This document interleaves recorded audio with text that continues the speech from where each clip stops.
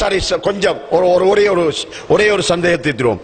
அதாவது உது செய்கின்ற நேரத்தில் தலைக்கு மசூ செய்கின்ற இந்த அமைப்பு இருக்கின்றது. இந்த அமைப்புக்கு ஒரு ஹதீஸ் வருகின்றது. உஸ்மான் ரலியல்லாஹு அவர்களிடத்தில் ஒரு கூட்டம் வருகிறார்கள். ஏற்கனவே நான் சொன்னது போல அபூ ஹுரைரா ரலியல்லாஹு அவர்களிடத்தில் ஒரு கூட்டம் வந்த மாதிரி உஸ்மான் ரலியல்லாஹு அவர்களிடத்தில் ஒரு கூட்டம் வருகிறது. இந்த செய்தி புகாரில வருகின்றது. புகாரில உதுவுடைய பாடத்தில் இந்த செய்தியை நீங்க வாசிக்கலாம். உஸ்மான் ரலியல்லாஹு அவர்களிடத்திலே வந்து உது செய்கின்ற முறையை எங்களுக்கு கற்றுத்தாருங்கள் என்று சொல்லுகின்ற நேரத்தில் உஸ்மான் ரலியல்லாஹு அவர்கள் ஒரு பாத்திரத்தில் தண்ணீர் கொண்டு வருமாறு அழைக்கிறார்கள். ஒரு பாத்திரம் என்றால் இப்படி ஒரு கோப்பை, அதுக்கு அந்த ஹதீஸ் வர தௌருண்டு சொன்னா நீங்க இந்த களரிகளுக்காக சாப்பாடுகளுக்காக ஒரு 5 பேருக்கு தண்ணி குடிக்கிறது ஒரு கோப்பை தண்ணி வைப்பாங்க, அதுதான் கோப்பை.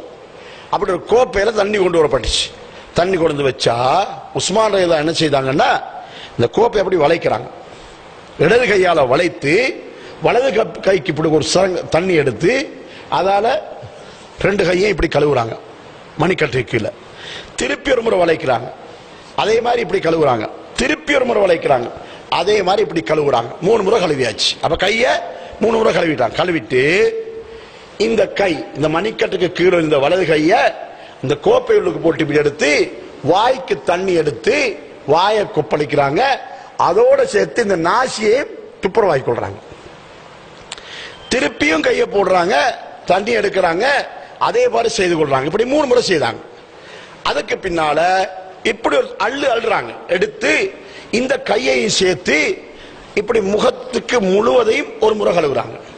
திருப்பி ஒரு முறை எடுக்கிறாங்க, முகம் முழுவதையும் 2ஆம் முறை கழுவுறாங்க. இப்படி எடுக்கிறாங்க, 2 கையையும் சேர்த்து முகம் முழுவதையும் 3ஆம் முறை கழுவுறாங்க. கழுவிட்டு அதுக்கு பின்னால அப்படி ஒரு தண்ணி எடுக்கிறாங்க. கைக்கு இப்படி எடுத்து முழங்கை வரைக்கும் தண்ணியை கொண்டு வந்து முழங்கை வரைக்கும் கழுவுறாங்க. அப்படி 3 முறை கழுவுறாங்க. திருப்பி எடுக்கிறாங்க, கை எடுத்து இங்க முழங்கையிலிருந்து அப்படி தண்ணியை விட்டு இந்த கையை எப்படி ஒரு முறை கழுவுறாங்க. அதே போல 2ஆம் முறை கழுவுறாங்க. அதே போல 3ஆம் முறை கழுவுறாங்க.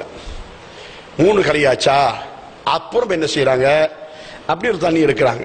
ஃபுல்லா வரல, கொஞ்சம் எடுக்கிறாங்க.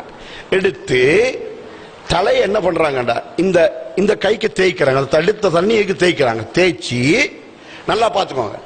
கை எப்படி எடுக்கிறாங்க, விரல்களை இப்படி வச்சு பெருவிரல் கன்னத்துக்கு வரக்கூடிய மாதிரி, கன்னத்துக்கு வரக்கூடிய விரலை இப்படி வச்சு இப்படியே பின்னுக்கு கொண்டு வந்து காதையும் இப்படி மசுகு செய்து அப்படியே முன்னுக்கு கொண்டு வந்தாங்க. எப்படி தண்ணி இப்படி எடுத்து இந்த கையில தேய்ச்சி விட்டுட்டு இப்படியே வச்சு அப்படியே பின்னுக்கு கொண்டு போய் காதையும் மசுகு செய்துட்டு முன்னுக்கு கொண்டு வந்தாங்க. ஒரே ஒரு முறை தான், ஒரு முறை செய்தாங்களா. அதுக்கு பின்னால தண்ணி எடுத்தாங்களா, வலது கால ஒரு முறை தேய்ச்சி கழுவினாங்க, 2ஆம் முறை தேய்ச்சி கழுவினாங்க, 3ஆம் முறை எடுத்து தேய்ச்சி கழுவினாங்க. வலது காலம் 3 முறை கழுவினாங்க. இடது காலையும் அதே போல 3 முறை கழுவினாங்க. கழுவி முடித்து விட்டு அந்த மக்களை பார்த்து என்ன சொன்னாங்க தெரியுமா, ஹாதா வுதுஇ வ வுதுஉ ரசூலில்லாஹி ஸல்லல்லாஹு அலைஹி வஸல்லம், நான் செய்கின்ற உதுவும் இப்படித்தான், நபி ஸல்லல்லாஹு அலைஹி வஸல்லம் செய்த உதுவும் இப்படித்தான், நபி ஸல்லல்லாஹு அலைஹி வஸல்லம் செய்த உதுவும் இப்படித்தான் என்று சொல்றாங்க. அப்ப தலையை மசுகு செய்தால் தலை முழுவதையும் இப்படியே எடுத்து பின்னுக்கு எடுத்து காதை மசுகு செய்து முன்னுக்கு கொண்டு வரணும். இதுதான் தலை முழுவதையும் மசுகு செய்யறது.